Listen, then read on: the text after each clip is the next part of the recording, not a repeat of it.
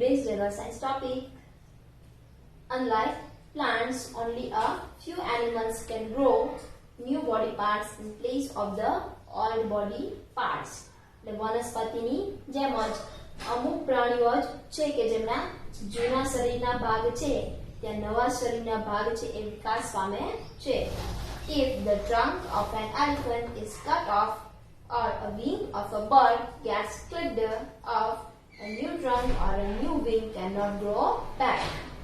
એટલે જો હાથીની સૂંઢ અથવા તો કોઈ પક્ષીની પાંખ છે એ કપાઈ જાય તો બાંધી જાય તો નવી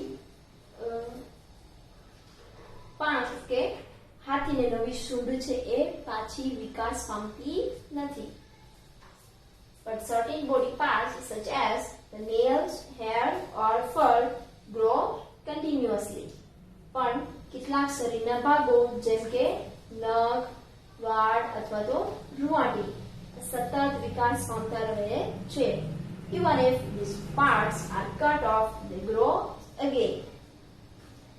જેમ આ ભાગ છે એને તમે કાપી નાખો તેમ છતાં તેઓ ફરીથી વિકાસ પામે છે. નખ આપણે કટ કરી દઈએ તો પણ એ વિકાસ પામતા રહે છે સતત. સેમ એવી રીતે હેર અથવા તો રૂંવાટી. A tiger cub grows into an adult tiger and a chick grows into a bird. એટલે જો વાઘનું બચ્ચું હોય તો એ વિકાસ પામીને પુખ્ત વયનો વાઘ અને જે બચ્ચું છે એ ચીક એટલે કોઈ પક્ષીનું જે ઈંડામાંથી બહાર નીકળેલું બચ્ચું છે એ વિકાસ પામીને પક્ષી બને છે. The tiger or the bird can never become young again. તો આ વિકાસ પામેલો જે વાઘ અથવા તો પક્ષી છે એ ફરીથી ક્યારેય નાના બની શકતા નથી. Every living thing grows from a young stage to an adult stage. એટલે દરેક સજીવ છે એ યુવાવસ્થામાંથી પુખ્તાવસ્થામાં જ વિકાસ પામે છે. યંગ સ્ટેજ એટલે યુવાવસ્થા અને એડલ્ટ સ્ટેજ એટલે પુખ્તાવસ્થા. The reverse process is not possible. તો આને આપણે જો ઉલટી પ્રક્રિયા કરવી હોય કે જેમ કે પુખ્તાવસ્થામાંથી યુવાવસ્થામાં જવું હોય તો એ શક્ય નથી. The growth in animals is therefore an irreversible process. આમ વિકાસ પ્રાણીઓમાં છે કેવો છે ઉલટાવી ન શકાય તેવો છે. Our next one is the response to stimuli. ઉત્તેજના સામે પ્રતિભાવ. How does your pet dog react when it sees you? તમારો પાળેલો કૂતરો છે એ તમને જોઈને કેવો પ્રતિભાવ આપે છે? React એટલે પ્રતિક્રિયા. કેવી પ્રતિક્રિયા કરે છે? Your dog is happy to see you. તમારો કૂતરો તમને જોઈને ખુશ થાય છે.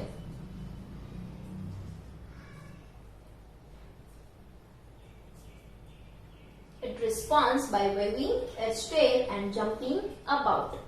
તે એની પૂંછડી પટપટાવીને અથવા તો કૂદકા મારવીને એનો પ્રતિસાદ બતાવે છે. Here you are acting as a stimulus for its actions. તો અહીં તમે તેની ક્રિયા છે મીન્સ કે કૂતરાની જે ક્રિયા છે પૂંછડી પટપટાવી કે કૂદકા મારવા એના માટે શું બન્યા છો? ઉત્તેજક વસ્તુ તરીકે વર્તો છો. Activity 2 પ્રવૃત્તિ 2 touch a worm with a stick. એટલે અળસિયાને તો કોઈ કીડું છે એને સળીથી અડો તો લાકડી. How does the worm react? તો જે કીડું છે એ કઈ રીતે કેવો પ્રતિભાવ આપે છે?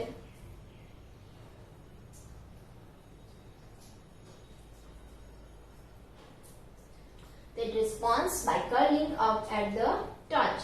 એટલે જેવો જ તમે એને સ્પર્શ કરો એ તરત જ વળવા લાગે છે. વળવાથી એનો એ પ્રતિસાદ આપે છે. The touch is the stimulus. તો અહીંયા સ્પર્શ છે એ શું છે? ઉત્તેજક વસ્તુ.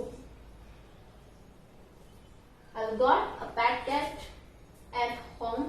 એ શું તમારા ઘરે કોઈ પાળેલી બિલાડી છે? Keep a bowl of milk in one corner. કોઈ ખૂણામાં દૂધનો વાટકો રાખો. How does your cat react? તમારી બિલાડી છે કેવો પ્રતિભાવ આપે છે?